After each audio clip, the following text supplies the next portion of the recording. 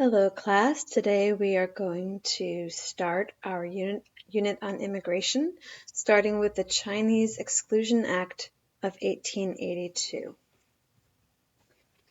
So, a brief overview of the Chinese Exclusion Act of 1882. Chester A. Arthur signed this act into law on May 6, 1882. This law effectively stopped official Chinese immigration into the United States. This was the first, and it remains the only federal legislation that prohibited a specific nationality from entering the U.S. And it was the culmination of many years of economic, racial, and social upheaval in the United States. And over here, we have a cartoon at the time drawn by a sympathetic artist, Thomas Nast, who depicts Lady Liberty defending a Chinese immigrant from an angry mob. And you can see all of the horrible headlines in the background.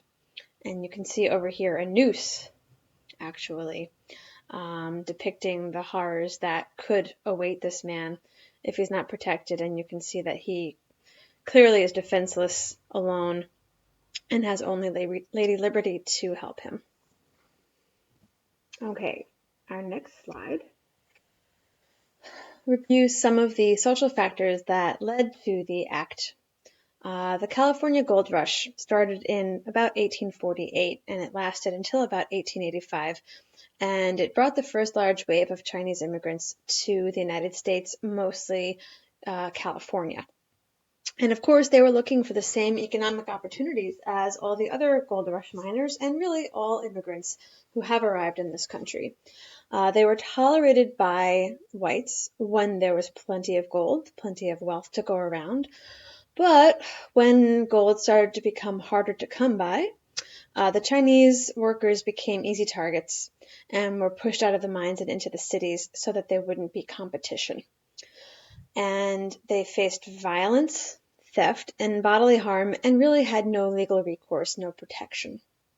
So once in the cities, they became cheap laborers. They may have worked in restaurants, Chinese laundries. Again, they still had no protection, no legal recourse if someone didn't pay them or if someone hurt them.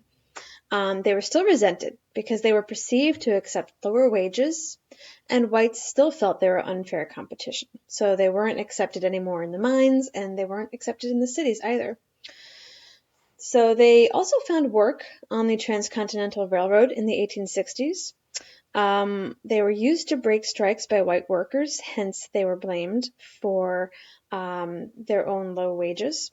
They were scapegoated and treated really harshly by the railroad as well. In fact, when they attempted to strike, several thousand Chinese workers tried to strike for better circumstances. They were cut off from their food supply and they had no way to leave, so they ended up having to go back to work. So you can see that they were treated pretty badly on all sides. So here we have the build up to the Exclusion Act. Early on, in the 1850s, there were mixed opinions on excluding Chinese people from coming to the U.S. In the 1850s, economic times were hard, and while some citizens resented them, the government in California liked that they paid taxes, so they made up for tax revenue that was hard to come by during hard economic times. And they really didn't use infrastructure, such as schools, because most of the people who came were young men, and they didn't bring their families, or they didn't have families yet. So they were giving a lot of money to the government and not asking for a lot in return. Private companies liked that Chinese workers would work long hours in dangerous conditions and for little pay. I'm sure they didn't want to. They probably just didn't really see that they had much alternative at the time. So when the economy improved in the late 1850s, Chinese workers were no longer seen as necessary for tax revenue, and California then started legislating against them because they had outlived their usefulness to California, or so the government thought, and so the white people thought. So in 1878, Congress tried to pass a Chinese Exclusion Act, but President Rutherford B. Hayes vetoed it. Four years later, however, his successor, Chester A. Arthur, signed it. So, What were the results of the Chinese Exclusion Act? Chinese immigrants became permanent aliens because they could not become U.S. citizens, and also the laws prevented them from assimilating with the greater society, just like Europeans had assimilated.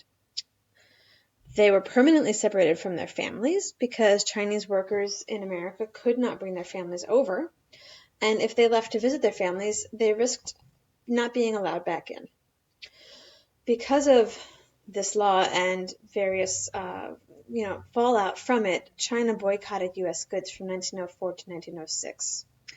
Then this act started the first large movement of human smuggling and illegal immigration because people wanted to be here, people needed to be here. Economic hardship in China was worse than it was in the United States, so people did whatever they could to get here, much like they do today. So they weren't able to do it legally anymore, so they did it illegally. So smuggling became a big business, human smuggling. The law was renewed when it came up 10 years later, and then it became permanent, and it was not repealed until 1943. And you know that in 1943, we were at war with Japan, and China was our ally. So that's when we repealed this act because it served the country well to do so. All right, there are 2 videos here. So I want you to watch these videos. It's probably less than 10 minutes total. And then complete the paragraph, the question, complete the question in the Google form that I've asked you. Be creative, use your background knowledge. It's a paragraph, you can write more if you like. And I'd like a complete answer. Use complete sentences, don't forget your punctuation. And I look forward to reading your results. Thank you.